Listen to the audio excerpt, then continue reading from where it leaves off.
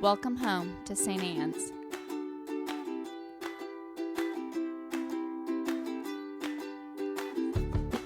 We want you to know that you're welcome to join us at 10 a.m. on Sundays. Please be sure to hit subscribe to receive our sermons. We can't wait to meet you. Please be seated.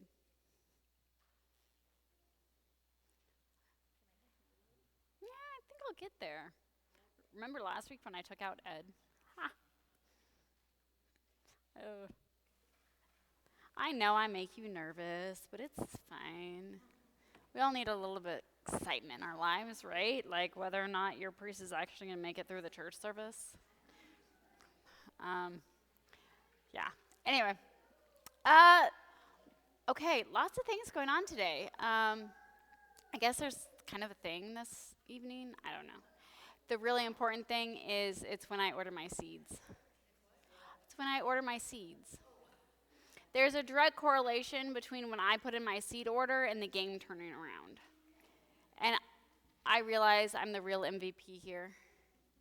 Because I put in my seed order in the last game, like within minutes, and that's when they like fumbled at the line. And I was like, that's me. You're welcome. Mm-hmm. Don't worry, I ordered my flower seeds, but I still need herbs and veggies, so today is Herb and Veggies Day. So you're welcome for having a parade on Wednesday. You're welcome. Yeah, but actually the real thing today is transfiguration. And if you've ever thought, we hear this story a lot, you're not wrong. We hear this story a lot. It's one of probably the most read stories that we actually come across in the Gospels. So have you ever can you stop preaching about this? No. Because we just keep reading it. And there's this thing in the Episcopal tradition, those of us who follow lectionary cycle, that we have to preach on the things that are read that day, not just our favorite one.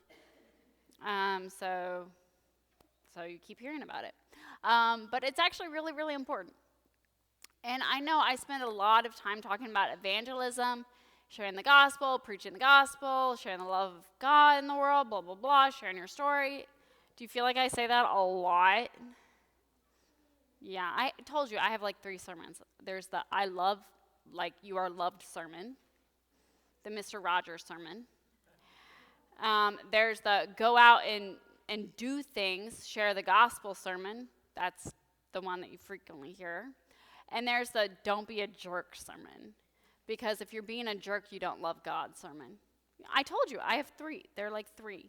And Wesley called me out one time, and she's like, every funeral sermon is the same sermon. I was like, yeah, the funeral sermons are all kind of the same too. It's fine. You guys should be used to them by now, I feel like. But Transfiguration, I'm actually not going to do the share of the gospel.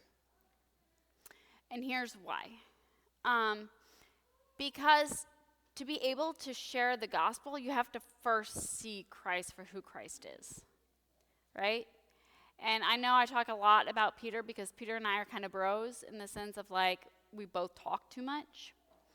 And probably when you should be quiet, we open our mouths, which is, Peter drives me crazy, but also probably the people who drive you crazy the most are the people that you're most like. Did you know that?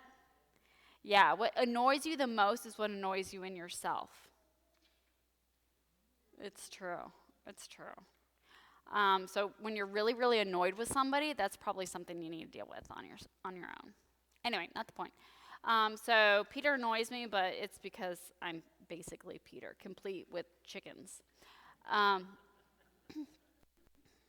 know. If 3 of them crow, then we're all in trouble. Then I call Terry, and I'm like, Terry, the cocks are crowing. And he's like, I'm coming, Meg. And I'm like, thanks. But Peter talks a lot, right? And so this is a very uncomfortable situation for Peter because all of a sudden, Peter is seeing things and being impacted in an incredible way, and he doesn't know what to do with that, right?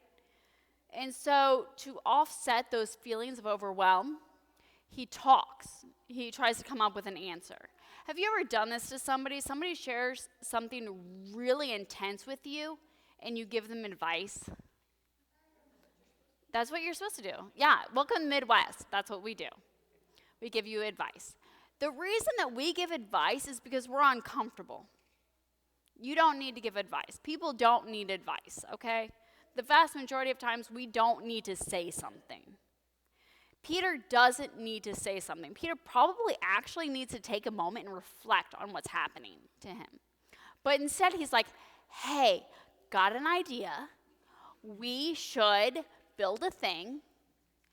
And God's like, shut up, Peter. And Peter's like, okay, but I still think we should build a thing. And welcome to the church where we're like, that was cool. Let's build a thing. Yeah, we should build a thing. Let's put it in a window and like, we'll do a thing. And God's like, shut up. Just like be in the moment. And we're like, but yeah, we could do a thing. We could build a thing. We could buy a thing. But here's the thing. What's really important here is what these disciples see and recognize for the first time.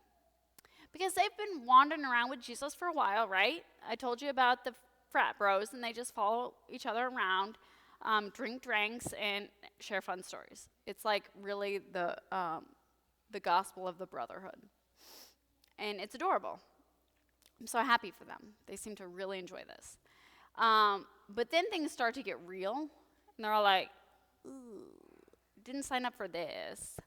And so I told you last week that Jesus will often go off to pray, right? That there's this important balance of doing things, but having them steeped and fed by prayer and spirituality, right? But for one of the first times, Jesus takes them along with him. And so they see this. They see Jesus for who Jesus really is. I know you've gotten a sermon before about the Jesus versus the Christ. We're not going to do it today. If you need to hear the Jesus versus the Christ, we'll do it later, not today, because I know there's a thing this afternoon you want to go home.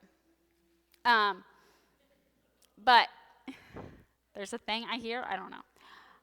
I hear that Taylor's going to be at the Usher concert. I know. I'm super excited, Usher. Anyway. So for the first time, Peter realizes that Jesus is the Christ. He sees Jesus bracketed by these two important figures, right? Moses represents the law. Elisha represents the prophets, right? And Jesus speaks, and they bow to Jesus, right? They honor Jesus. And this is when they realize that Jesus is the culmination of the prophets and the law. That's huge. And Peter's like, ooh, that's big.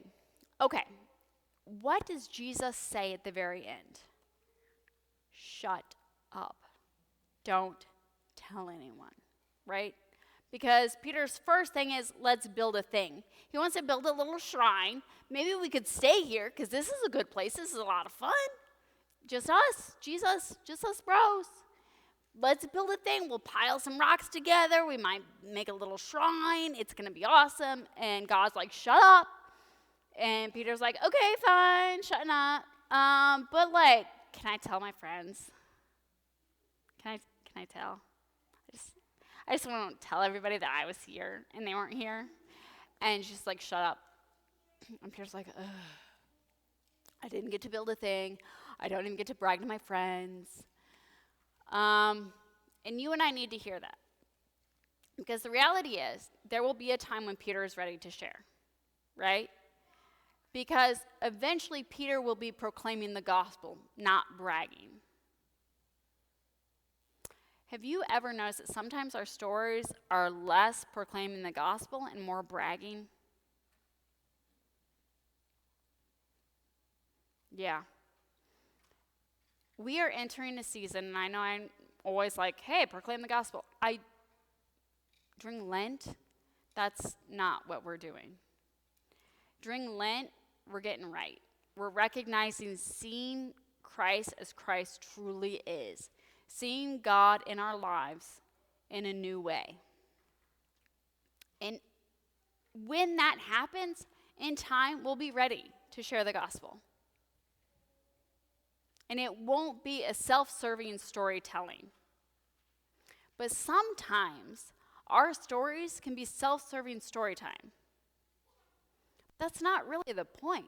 The point is when we recognize God in our lives in a new way, we're like, oh my gosh, and we really recognize ourselves for who we truly are. And Peter's going to have to get there. Peter will get there. There will be a time when Peter has actually dealt with Peter's stuff. And then Peter will be ready to tell the story. It's not yet. And for us, we've got to go through our Lent. We have to get with ourselves. We have to know ourselves. We have to see Christ transfigured in our faces, in our lives. And that's different in every person's life. I wish I could tell you exactly what that looks like. But God being straight in your face looks different for all of us. And I will be honest, God gets in our faces.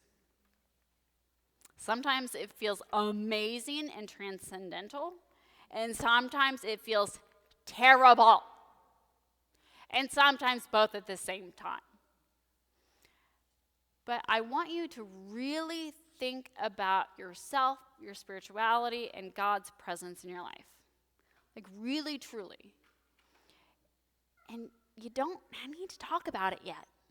Easter is coming, and then we're going to be ready to break out all the bells and all the whistles, and we're going to do all sorts of fun things, right? And we're going to scream the gospel. But right now, we need to see Christ and recognize how and where you and I see Christ in our lives. And then come to grips with that. So it's okay. For the next 40 days, shut up. And feel free to say, Meg, for the next 40 days, shut up. Also, go Chiefs. I got to order my seeds. Shut up and order your seeds, Meg.